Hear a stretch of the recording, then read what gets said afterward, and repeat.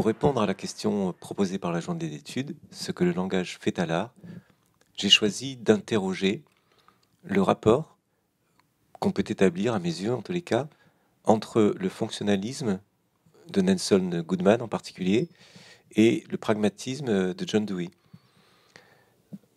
Alors, évidemment, on pourrait se dire que c'est plutôt du côté de la philosophie analytique, c'est plutôt du côté donc de cette approche de l'art comme système symbolique qu'on trouve chez Goodman, qu'on pourrait espérer une réponse à la question.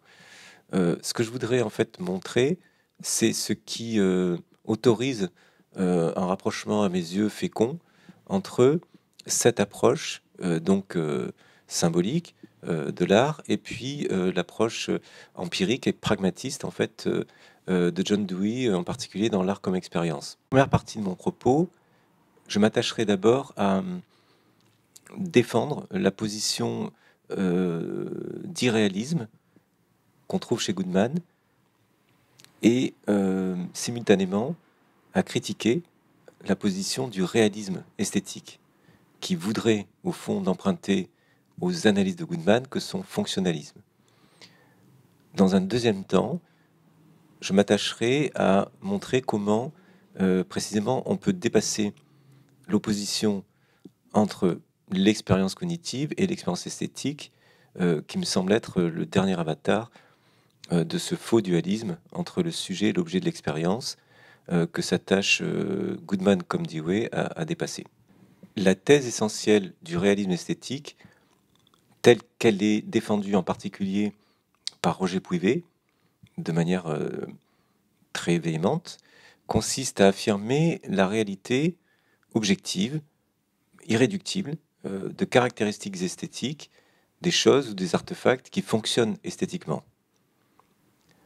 Ainsi, pour retrouver et pour réaffirmer cette pleine réalité des propriétés esthétiques, des choses et des êtres, il suffirait, en un sens, de rapatrier ces propriétés esthétiques du côté de l'intellect, du côté d'une opération cognitive.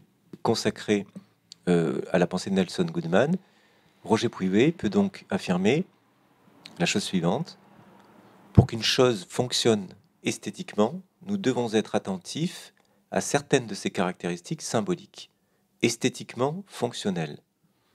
Et cela n'est rien moins que passif, mais suppose une activité intellectuelle et même conceptuelle, puisqu'il s'agit de catégoriser, de classer, de saisir des relations entre des domaines différents, d'ajouter, de supplémenter, de distinguer, de reclasser, etc. Pas d'une expérience spécifique, mais d'une activité intellectuelle, certes indispensable à la saisie de multiples relations sémiotiques, dont celles qui sont esthétiques.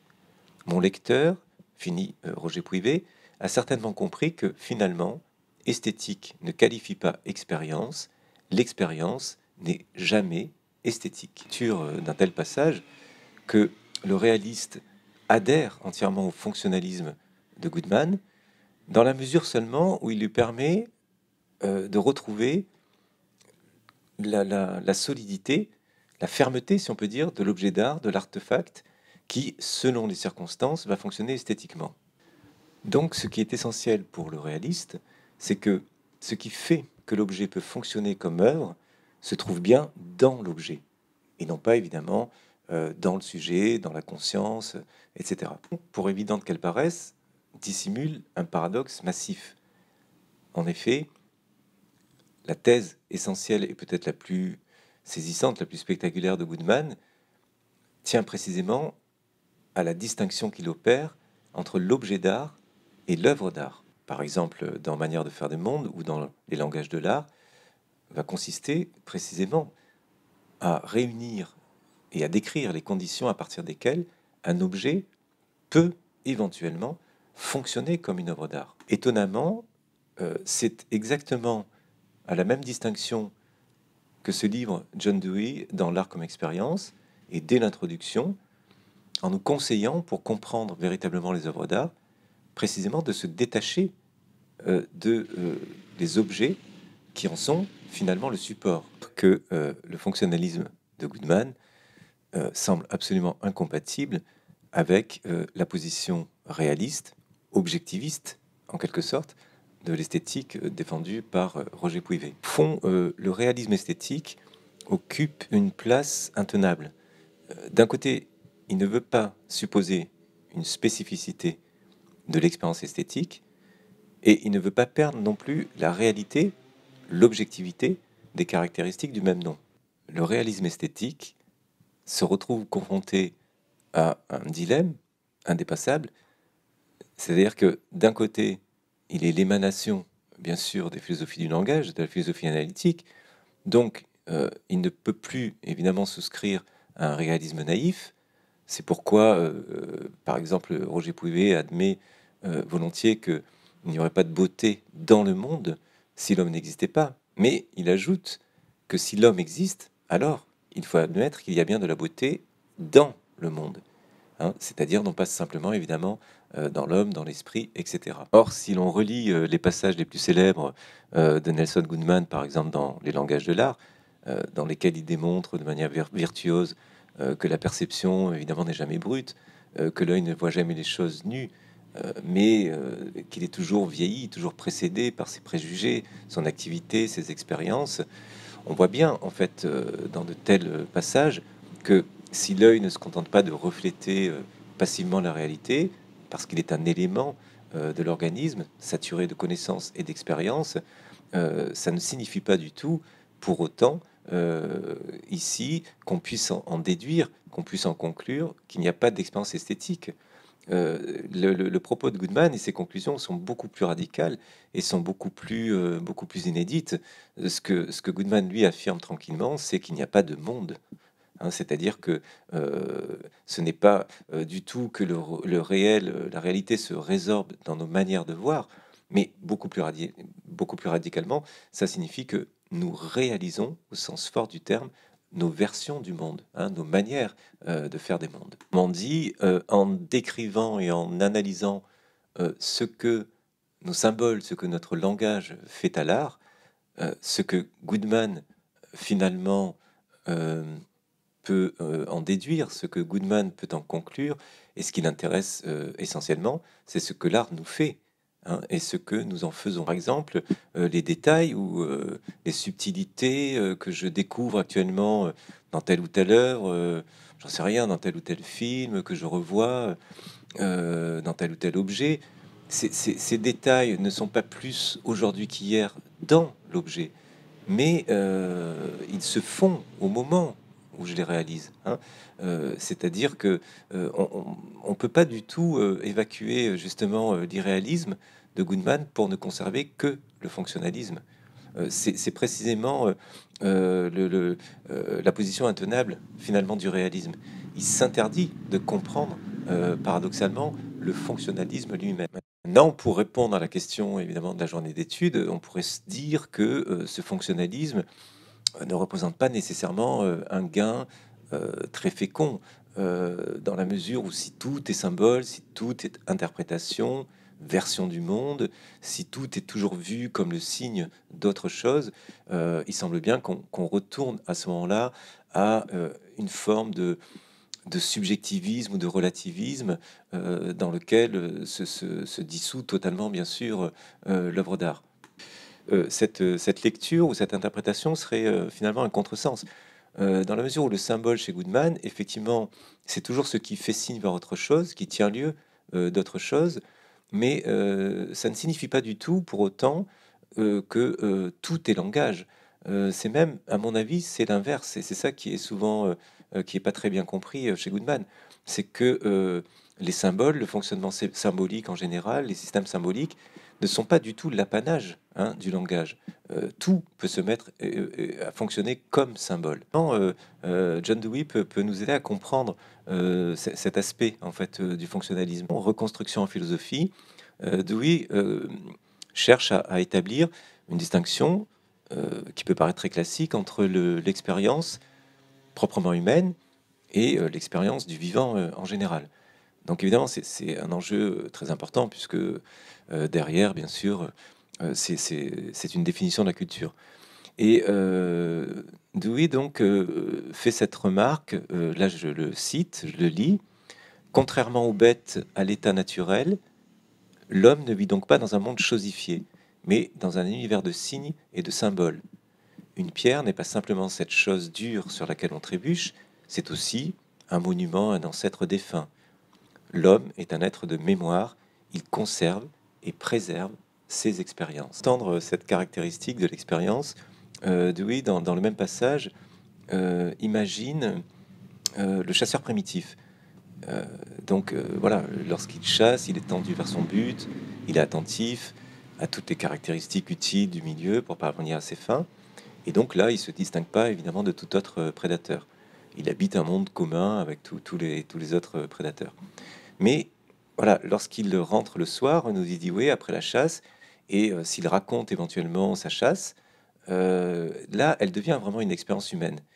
Autrement dit, c'est du seul fait qu'elle devient une expérience racontée avec un début, un milieu, une fin, donc une expérience isolée du continuum des expériences, qu'elle acquiert en fait cette caractéristique et cette spécificité de l'expérience humaine. Et il conclut en disant: la chasse ne prend sa dimension d'expérience consciente et véritablement humaine que lorsqu'elle est évoquée en parole et en acte autour du feu de camp. Pour bien comprendre en fait ce type de passage, il faut prévenir un contresens, c'est que même si c'est pas forcément évident intuitivement à la lecture, c'est qu'en fait il s'agit pas de deux expériences. Il s'agit pas ici par exemple d'un récit après coup d'une expérience qui, elle, serait l'expérience véritable, objective, brute, au fond, voilà, qui serait dans un second temps rapportée, enjolivée, etc., etc. Non, en fait, c'est ça la grande originalité de Dewey, c'est qu'il s'agit d'une seule et même expérience, même si elle est isolée, on l'a dit bien sûr, du continuum, mais une expérience qui s'est enrichie, qui finalement se gonfle en quelque sorte, se prolonge, se dilate, ici à partir de son récit, à partir de son souvenir. Voilà, et en ce sens, pour moi, le fonctionnalisme de Goodman, il dit pas autre chose, c'est que dans les textes les plus célèbres, par exemple de Manière de faire des mondes, c'est que l'objet fait art, dans certaines conditions, pas du tout parce que notre manière de le voir change, mais c'est son contenu même qui change au moment où nous le réalisons.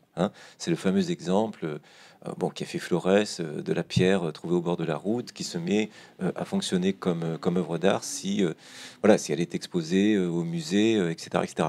Donc, dans le vocabulaire de Goodman, ça veut dire simplement qu'au musée, elle va exemplifier certaines de ses propriétés qui n'étaient pas exemplifiées sur le bord de la route, mais qui étaient présentes. Et bon, de la même façon, évidemment, on peut prolonger l'exemple à l'envi. Dans certaines circonstances différentes, elle pourrait, cette même pierre, exemplifier des qualités strictement géologiques, etc. Bon, c'est simplement qu'en fait, la pierre ne nous fait pas la même chose selon les circonstances, selon évidemment le lieu, s'il est au bord de la route, au musée, ou voilà, au muséum, etc., etc.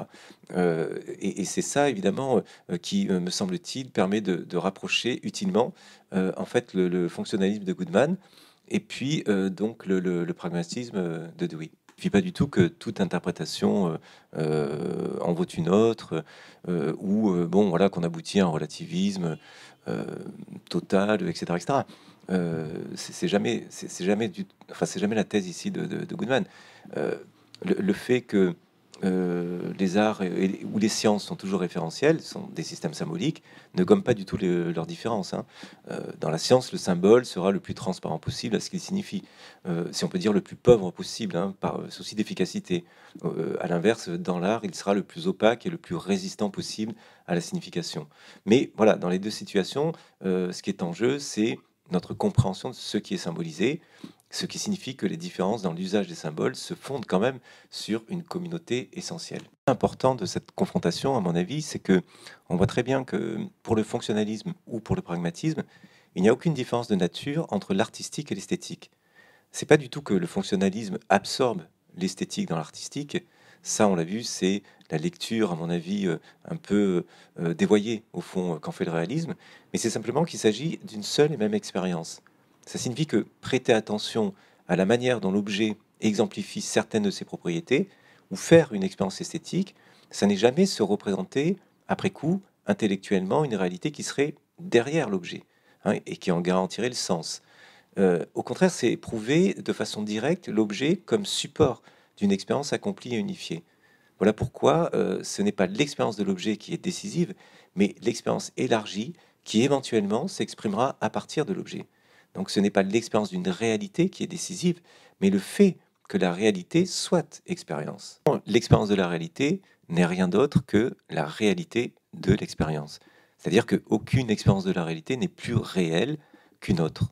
On peut donc dire que vouloir absorber l'expérience esthétique dans une expérience exclusivement cognitive, ce n'est finalement que reproduire des dualismes stériles et problématiques. Hein, c'est continuer de croire qu'il faut s'extraire du monde pour le penser, qu'il faudrait, pour paraphraser Tim Ingold, qui est sur ce point est très proche du pragmatisme de Dewey, voilà, c'est s'imaginer qu'il faudrait faire taire le monde pour le lire. En revanche, considérer l'expérience esthétique dans sa réalité, c'est, à mon avis, retrouver justement la réalité du monde. On l'a dit, qui n'est autre que l'expérience. Là, je cite à nouveau Tim Ingold dans son texte Marcher avec les dragons. Nous habitons le monde en nous déplaçant à travers lui et non en parcourant sa surface extérieure. Dans cette expérience, notre connaissance ne résulte pas d'une accumulation extérieure, elle se développe et se déploie de l'intérieur même de notre être terrestre. Nous nous développons dans le monde de la même manière que le monde se développe en nous. Alors, à mes yeux, cette habitation du monde, elle n'est nulle part mieux exprimée que dans les textes de John Muir, qui est un naturaliste américain du 19e siècle, très proche des penseurs transcendantalistes, et surtout qui est un infatigable marcheur et arpenteur de la vallée de Yosemite, qu'il contribua d'ailleurs à préserver et à sauver. Alors, ce qui est très intéressant chez John Muir, c'est qu'il est, bon, voilà, à la fois naturaliste, observateur, il est aussi poète, et donc, contre la géologie académique de l'époque, John Muir, qui justement, qui sait lire vraiment ici son milieu, qui sait lire le monde, si on peut dire, de manière très fine, est le premier à avoir l'intuition que la formation de cette vallée n'est pas du tout due à un tremblement de terre, ça c'était la position académique de l'époque, mais qu'en fait elle a une origine glaciaire. Et donc c'est vraiment son expérience, tout à la fois esthétique et cognitive, par ce qu'elle fait du monde, parce que c'est ce qu'elle fait de ce milieu, et parce que le monde lui fait, qui témoigne de cette véritable habitation esthétique du monde, et qui est en même temps évidemment sa juste compréhension. Un petit passage justement de John Muir dans Un été dans la Sierra, qui résume parfaitement ça. Voilà ce qu'il dit. Poursuivant mon chemin solitaire vers le bas de la vallée, je me retournais constamment pour contempler ce somptueux tableau, en élevant les bras afin de l'enfermer comme dans un cadre. Après des siècles de développement dans le noir, sous les glaciers, après avoir connu le grand soleil et les tempêtes, il semblait être prêt et attendre l'artiste élu, comme le blé mûr attend le moissonneur.